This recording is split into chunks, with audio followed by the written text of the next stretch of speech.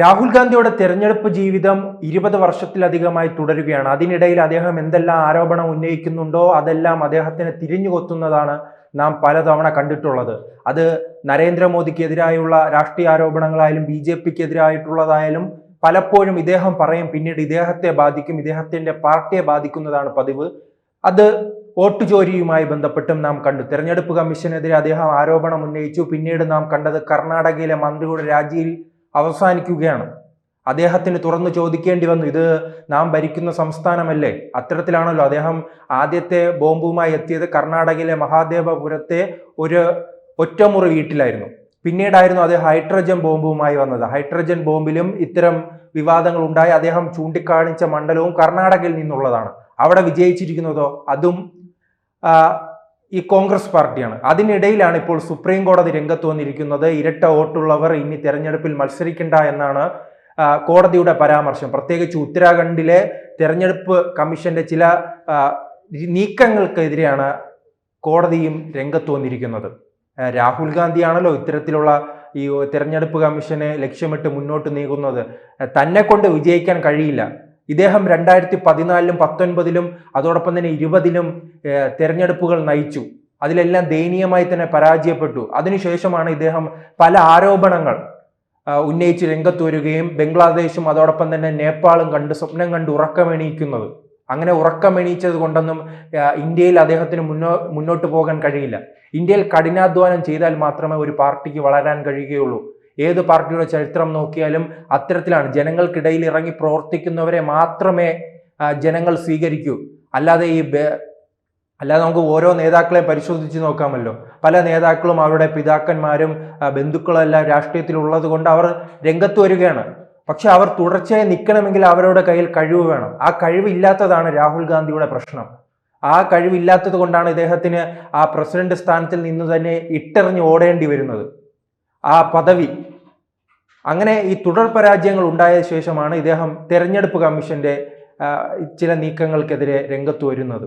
പക്ഷേ ഞാൻ തുടക്കം സൂചിപ്പിച്ചതുപോലെ തന്നെ ഇദ്ദേഹം സൂചിപ്പിക്കുന്ന ഈ വിവാദങ്ങൾ ഉണ്ടാക്കുന്ന സംസ്ഥാനങ്ങളൊന്നും BJPക്ക് കൃത്യമായി ഭൂരിപക്ഷമുള്ള സംസ്ഥാനങ്ങളല്ല. ഗുജറാത്തിനെ കുറിച്ച് ഇദ്ദേഹം എന്തെങ്കിലും പരാമർശം നടത്തി നാം കണ്ടിട്ടുണ്ടോ? മധ്യപ്രദേശിലോ രാജസ്ഥാനിലോ? അതെന്താ അവിടെയൊന്നും ക്രമക്കേടുകൾ നടക്കുന്നില്ലെന്ന് ഇദ്ദേഹം തുറന്നു പറഞ്ഞിരിക്കുകയാണോ? അങ്ങനെയാണല്ലോ ഇദ്ദേഹം സൂചിപ്പിക്കുന്നത്. മഹാരാഷ്ട്രയും അതോടൊപ്പം തന്നെ കർണാടകയുമാണ്. ഈ രണ്ട് സംസ്ഥാനങ്ങളിലും വലിയ രീതിയിൽ കോൺഗ്രസിന് സ്വാധീനമുള്ളതാണ്. കോൺഗ്രസ് ഇതിനു മുൻപ് ഭരണം നടത്തിയിട്ടുള്ളതാണ്.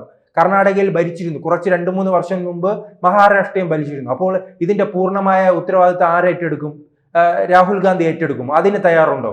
നിങ്ങൾ ഗുജറാത്തിനെ കുറിച്ച് പറയും. ഗുജറാത്തിൽ ഇത്തരത്തിലൊരു ക്രമക്കേട് നടക്കുന്നുണ്ട്, അതിന് ഈ തെളിവുകളുണ്ട്.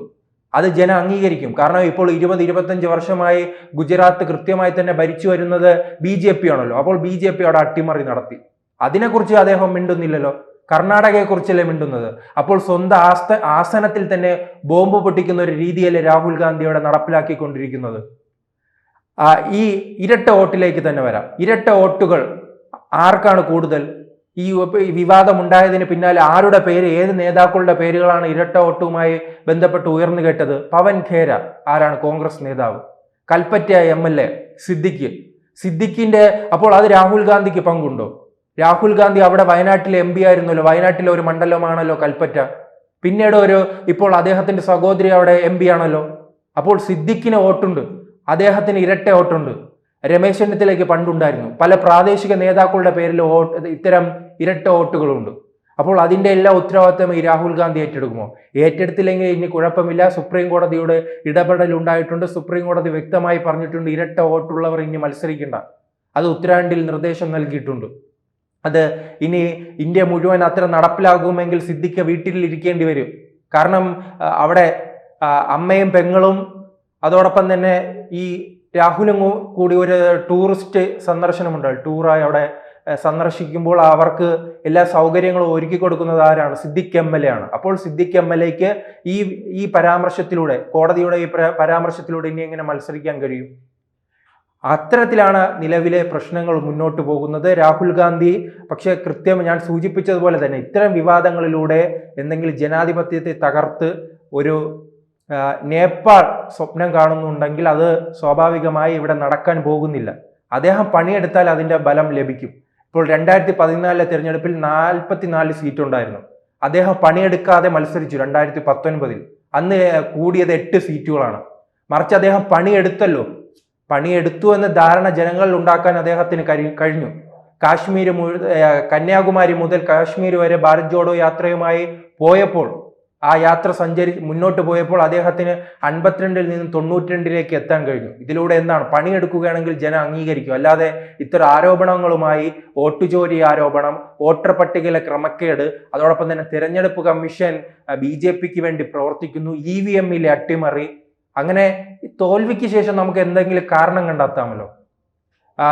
അതിന് BJP ആണ് തന്നെ തോൽപ്പിച്ചത് എന്ന രീതിയിൽ എന്തെങ്കിലും ആരോപണങ്ങൾ ഉണ്ടാക്കാം. ഇപ്പോൾ അദ്ദേഹം ഇറങ്ങിയിരിക്കുന്നത് ഉത്തർപ്രദേശിലും അതോടൊപ്പം തന്നെ ബീഹാറിലെല്ലാം ജാതി രാഷ്ട്രീയം വെച്ച് കളിക്കുകയാണ്. ഒരു ബ്രിട്ടീഷുകാരെ പോലെ ജാതി തിരിച്ച് തനിക്ക് എങ്ങനെയെങ്കിലും വിജയം കൊയ്യാൻ കഴിയുമോ എന്നത്, അതും സ്വാഭാവികമായി നടക്കാനുള്ള സാധ്യത കുറവാണ്.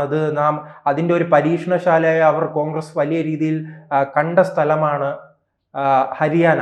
ജാട്ട് വോട്ടുകളും മുന്നോക്ക വോട്ടുകളും പിന്നോക്ക വോട്ടുകളും എല്ലാം വിഭജിക്കാനുള്ള വലിയ ശ്രമം ഹരിയാനയിലുണ്ടായി. അവിടെ എന്ത് സംഭവിച്ചു? ദയനീയമായി തന്നെ പരാജയപ്പെട്ടില്ലേ? 2024 ലോക്സഭാ തെരഞ്ഞെടുപ്പ് കാലത്ത് വലിയ മുന്നേറ്റം ഉണ്ടാക്കിയ പശ്ചാത്തലത്തിൽ അവിടെ 2 നേതാക്കൾ മുഖ്യമന്ത്രിയുടെ കുപ്പായവും തച്ചു അവിടെ ഇരുന്നു. പക്ഷേ വലിയ പരാജയമുണ്ടായി. അതെന്തുകൊണ്ട്? ഇദ്ദേഹത്തിന്റെ ജാതി പരീക്ഷണം അവിടെ വിജയിച്ചില്ല. അത് തന്നെയാണ് മഹാരാഷ്ട്രയിൽ ഉണ്ടായത്. ഡൽഹിയിൽ പിന്നെ പറയണ്ട.